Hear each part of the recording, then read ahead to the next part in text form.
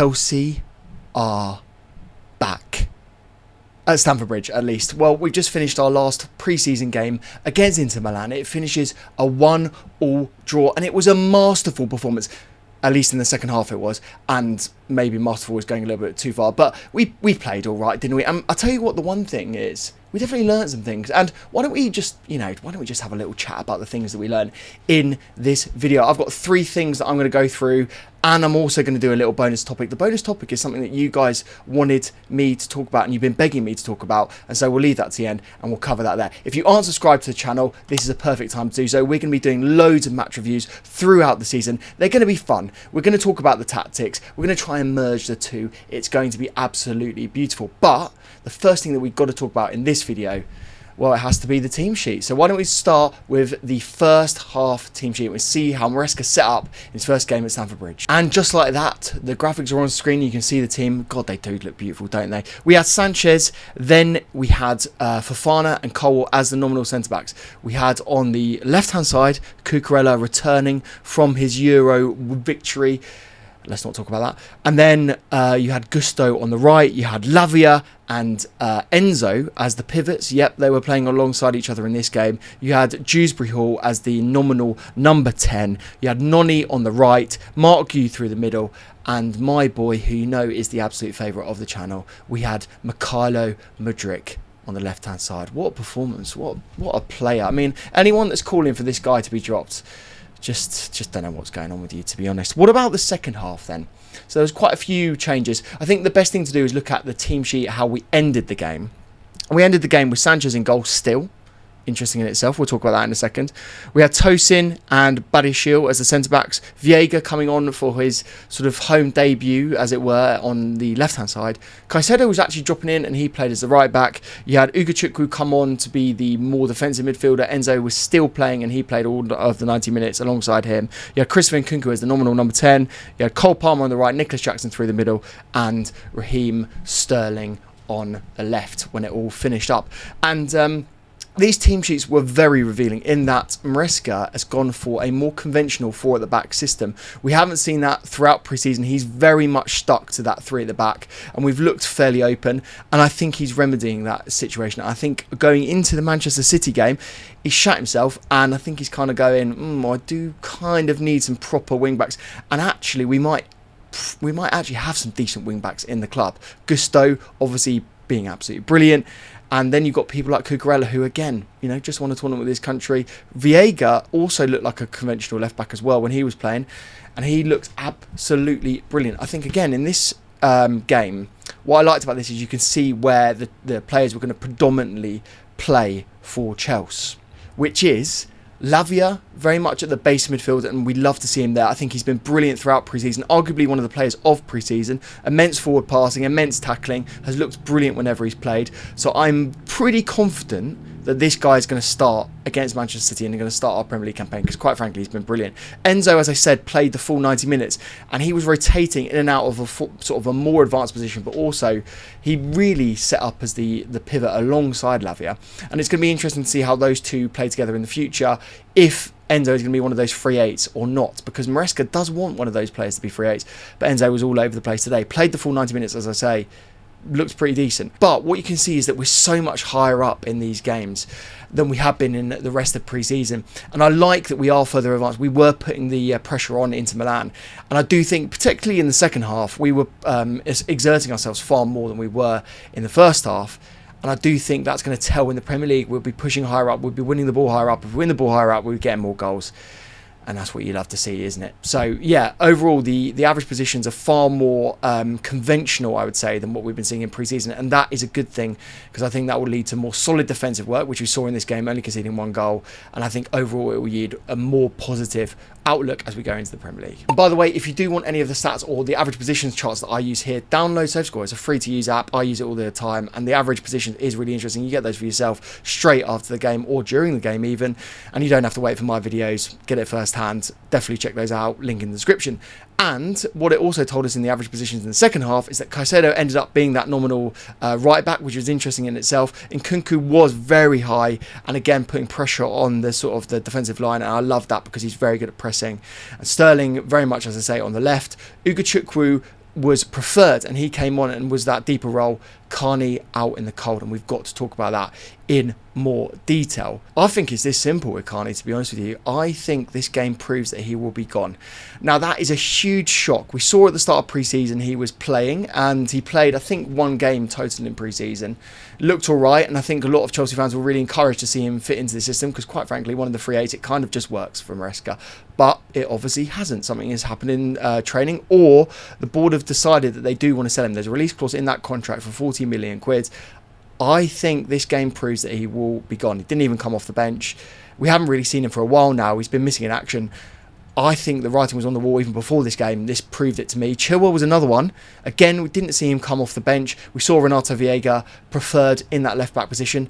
What is going on? It is really concerning for Chilwell. We knew that he wasn't going to fit into the system, and I think, again, like Carney, this is the nail in the coffin for him. You also had other players, maybe loanee options, but potentially some other sales as well. Casadei wasn't even in the squad. Kellyman wasn't in the squad. Angelo wasn't in the squad. And the writing is on the wall for those guys as well. So I don't think we'll be seeing those anywhere near the first team squad this year. They will very much be loaned. I think Casadei will be gone permanently. Angelo will probably be loaned. Kellyman is basically a dev squad member. And then there are other players that I won't even talk about, like Lukaku, obviously going to be gone. David Datro Fofana, obviously going to be gone. And there'll be other players that are in and around the squad right now. If they weren't involved in this squad, it is very clear that they will not be with us for this season. So if you didn't see any of those guys that aren't injured or aren't in the squad right now, it's made it very clear, the board made it very clear they're not going to be involved, which is interesting in itself. Talk about another player that's on the brink. I don't really want to talk about it, to be honest with you, but Mudryk and Madueke, his Chelsea career is hanging by a thread right now. I hope that Enzo Maresca is going to get an arm around this guy, and I hope he's training him very extensively, individually in training, because he's got a lot of work to do if he needs to fit into this way of playing, but also just generally if he needs to be a Premier League footballer. We've seen moments from Mudryk and Madueke. He had moments in this game, to be fair, where he was making brilliant runs, did some good passes, could have got a couple of assists even in this game, to be fair, if the finishing was slightly better. But there were so many other moments where he gives the ball away, and I just don't think he's up to it. When you compare him to Noni Madueke, it is huge difference, vast sort of sways between these guys. Noni Madueke looks so at home in the system, plays out wide, beats players 1v1, gets balls in, gets shots away. I just think he looks considerably more advanced and better in this sort of system, better at the Premier League level than Mudryk and Madueke does. When you compare them, there definitely was more touches per amount of time on the pitch for Noni Madueke. Obviously, he got pulled off a little bit earlier. Mudryk and Madueke stayed on. And I just don't think he's doing enough right now to justify a place in this team. Ugochukwu, on the other hand, looks fantastic. I think he looks really good as an option. Obviously, he's come on a couple of times in pre-season, scored goals. And I have to think, you have to say, he's looked all right. And I think in that defensive position, in that pivot role, he is far better than some of the options that we have. For example, like a Carney, who definitely wants to be a free eight. We've packed the midfield at the moment, and we definitely still have quite a few options there. And so that's why it is so competitive for Carney, and it does seem like he's lost the battle. Whereas Nkunku, with his performances and his solidity, I think he is going to make a mark in the first team. Another player that definitely did that today was Renato Veiga. Came on, looked really strong, looked pacey, looked able to compete at that left back role, also looked like he could come into midfield and also win the ball, play good passes. I think he's done enough to be very much involved in this squad. I don't think they ever bought him to be, a lone option, to be fair. And I think he is going to be able to be a very capable backup to a Cucurella. And I hope that he is the backup, because I don't necessarily want to see Chilwell utilised as a left back this season. I think we aren't getting the best out of him. It was interesting, and again, going back to the formation, that Chilwell was very much the centre back when we were pressing and when we were high up. That is his best role for me. I do want to see the right back going and pushing up. We saw that with Gusto. Then the left back tucking in with Cucurella. I think we look way more solid there, and I'm really excited to see Veiga involved in the system. He's going to mainly play in the Conference League, isn't he? But it's going to be really good to see him there. Then let's talk about some other individual players that I think came on and made a difference. Cole Palmer looked exceptional. We look so much better when he plays. I am so excited to see him back in a Chelsea shirt. We've waited a long time. Obviously, he's been away having a break, well-deserved break after the Euros. I think he looks absolutely exceptional. Christopher Nkunku also looking really good when he came on. When those two boys came on in particular, it was a different game. We looked way more attacking. We looked way more threatening. There were balls being put into the box. Cole Palmer cutting in, obviously, on his left-hand side, looking very, very good. Also able to beat a guy on the right as well. He looked fantastic. Christopher Nkunku arriving late into the box, exceptional play from him. Nicholas Jackson we haven't seen very much in pre-season either. He's had an injury, a pretty bad ankle sprain. He came on and again looks, so different to a Mark Yu. Nothing against him. Mark Yu, again, admirable performance, really good at pressing. But when you see Jackson's pace, he really does press defences so well. And he also pushes the line of defence back, which means we have more space for a player like Nkunku or Cole Palmer to make the difference for us. And Nicholas Jackson, didn't have a lot of time on the pitch today, but I think when he did, we looked far better. And so really, until someone like an Osimhen comes in, who I do expect now to sign, let's be honest, I think that Nicholas Jackson will be the guy. Another player that I think will have a lot of minutes this season is Enzo. Not Maresca, but Enzo Fernandez. He's had a turbulent start to the summer. Luckily, he's got back into the squad and integrated very well. Seems like all of the squad have forgiven him for what he did with the squad in Argentina. He played the full 90. He was captain. I think under Maresca, we're going to see a lot of him. I don't think he's going to be a captain if he's going to be sitting on the bench. And so with the injuries that we have to Reece James, it seems like he's going to be the nominal captain for the rest of the season. And I think he's going to end up playing quite a lot. The question is, and I'm very interested to see what you guys think, does he deserve this level of responsibility? Does he deserve to be starting for Chelsea? And does he fit into this system? Because I'll tell you where I am on this. I'm not really sure, because I think in a double pivot it makes sense because he has the protection from Lavia and he will not be exposed for the pace. He isn't really doing enough going forward at the moment. Maybe that's something you can learn under Maresca, but he isn't really doing that. Doesn't really get shots off away. And so really I think there is a way to go with him. But maybe the double pivot, the new sort of tactical innovation, the new sort of tweak that he's doing, maybe that's the way to go. But let me know what you think. I'm also really interested to know who your man of the match would have been in this game. Let me know who you would have gone for in the man of the match. But before we go into any more detail on individual players, let's summarise the match itself, right? I do think we deserved a draw from this game.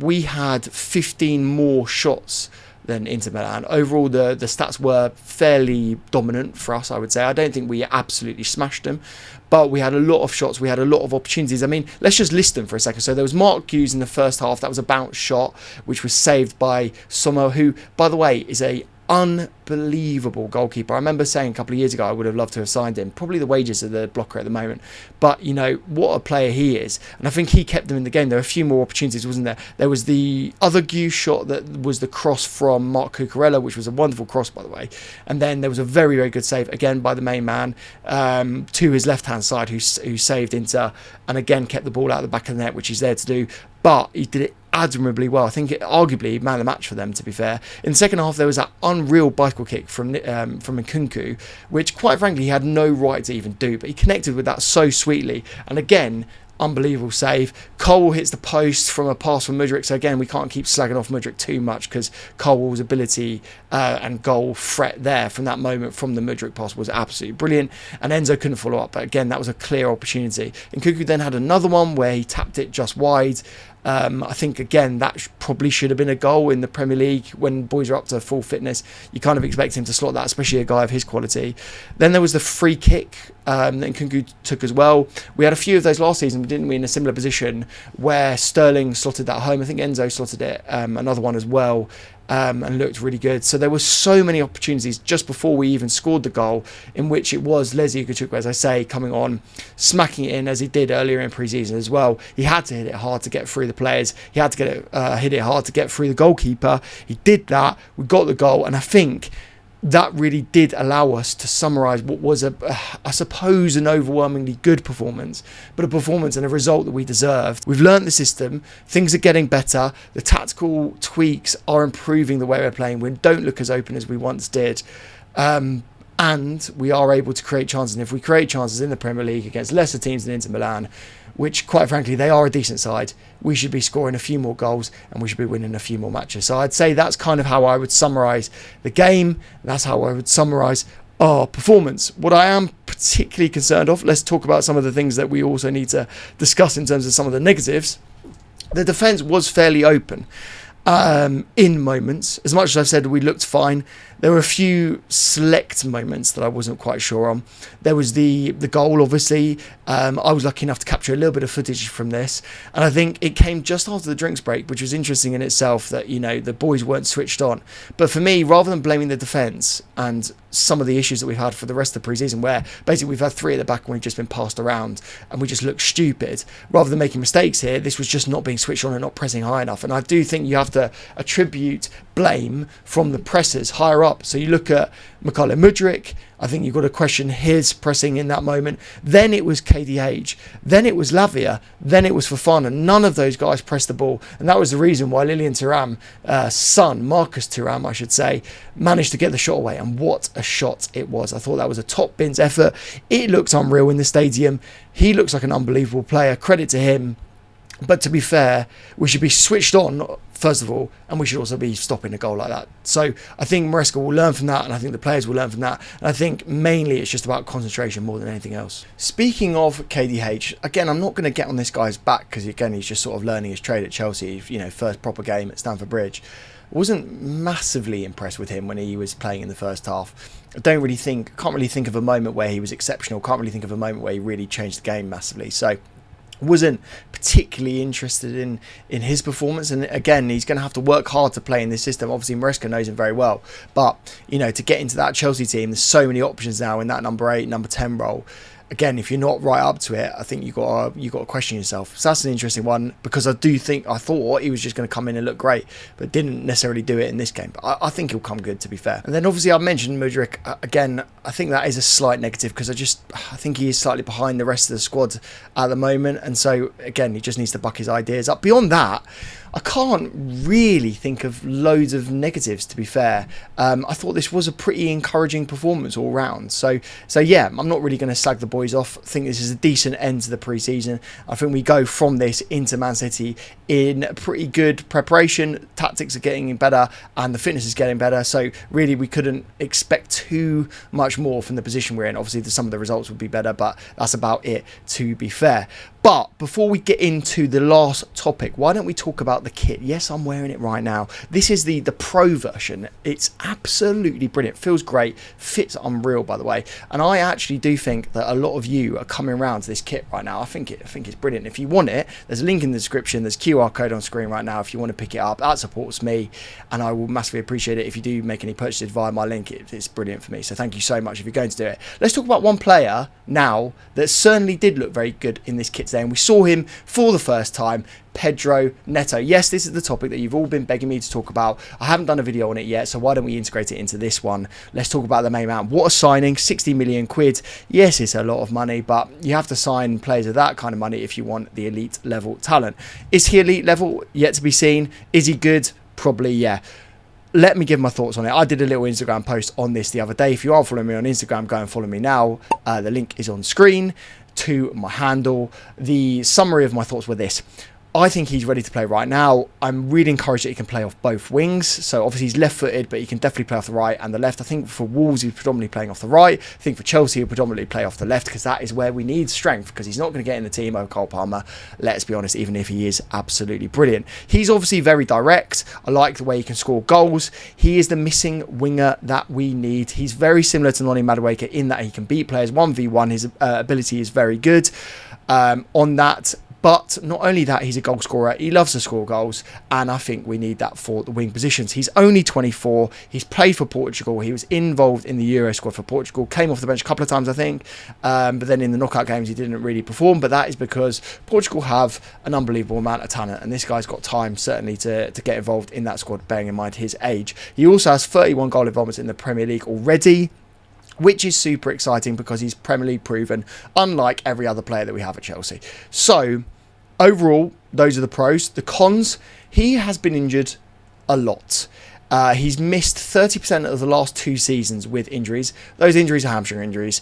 So, yeah, welcome to Fernando Torres all over again. We're going to be running a gauntlet with this guy. We need to protect those hamstrings, wrap them in cotton wool, pray to everyone that you can that he doesn't get injured, because Chelsea have a curse of hamstring injuries. If this guy gets a hamstring injury, he will be out for 6 to 8 weeks. If he's out for 6 to 8 weeks, we're going to be missing an unbelievable player. That's not good. He also missed 100% of the games in 2021, and so injury record, definite con. And yes, it's a big fee, so there's a huge risk. If he doesn't succeed, it's another one of those Chelsea players that hasn't done very well for a massive transfer fee. So brilliant. Overall summary, we beat Spurs to another player. Get in. Hopefully he stays fit. But overall, a really exciting signing. And let's be fair, it probably gets straight into the first team, let's be honest. So I've just summarised everything that we've learnt from this game against Inter. If you aren't subscribed, this is a perfect time to do so. We're going to be doing this very similar video, if you've enjoyed this one, very similar videos throughout the season. So this is a good time to do it. And like the video if you did enjoy this one. But before we go, let's talk about Manchester City. We have got that game coming up. I'm going to give you now the team sheet that I think will start that game against Manchester City, taking all the learnings we've just taken from this Inter game, because the last game of pre-season is usually more revealing than the previous ones, especially the game against Wrexham, because let's be honest, that didn't really matter very much, and it didn't matter last season either. So I think that Sanchez will retain his place in goal. The fact that Jorgensen didn't get a single minute is revealing, and also slightly concerning, because we signed Jorgensen to be the #1 goalkeeper, I think. So why is Sanchez playing? Sanchez is going to be dispossessed for his role, rather than necessarily giving the ball away. Probably will give the ball away, to be fair. But he will be displaced very soon into the season. I can see him within 2 or 3 games being replaced by Jorgensen, because Jorgensen's a better goalkeeper. But for the City game, I think Sanchez will probably play. Cole and Fofana, I would say, are likely to be the starting centre-backs, bearing in mind they started this game against Inter.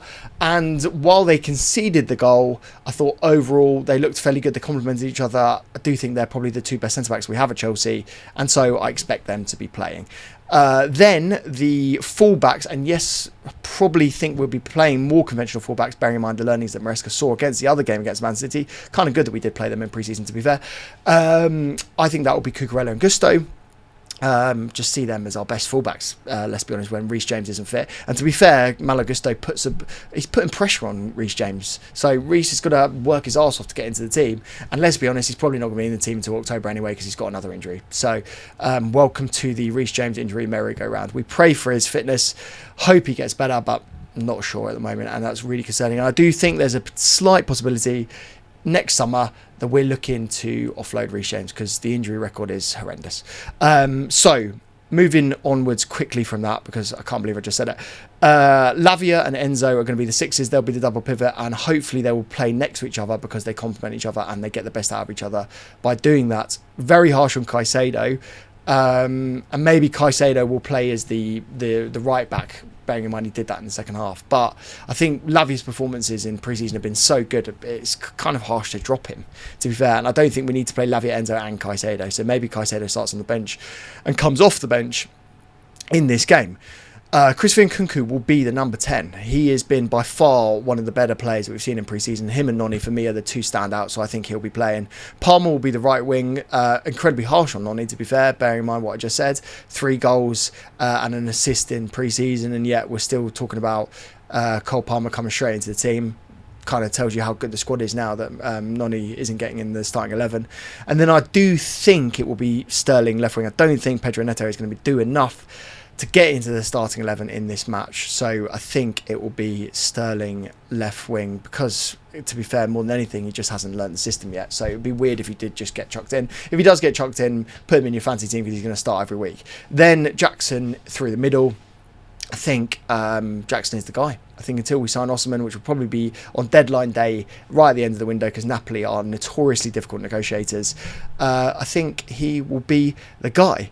So yeah, I think that's my summary of the game so far. Let me know what your team sheet would be for the City match. That is very, very exciting that we got that coming up next Sunday, 4:30, huge game. Obviously, we'll be doing a match review after that, and we'll be doing loads more videos. We're in with the studio again with Joey this week, and thank you so much for all the love on those videos. I really, really appreciate it. You guys have been absolutely unreal. The growth on this channel, the community, of you guys. It's just been absolutely brilliant. The DMs that I've got, you know, from every single one of you that has messaged me, I really, really appreciate it. Every single one that leaves comments on these videos, giving me some love. Thank you so, so much. And I'll tell you what, we'll leave it there. I'll speak to you after probably the City game next, and I'll see you soon.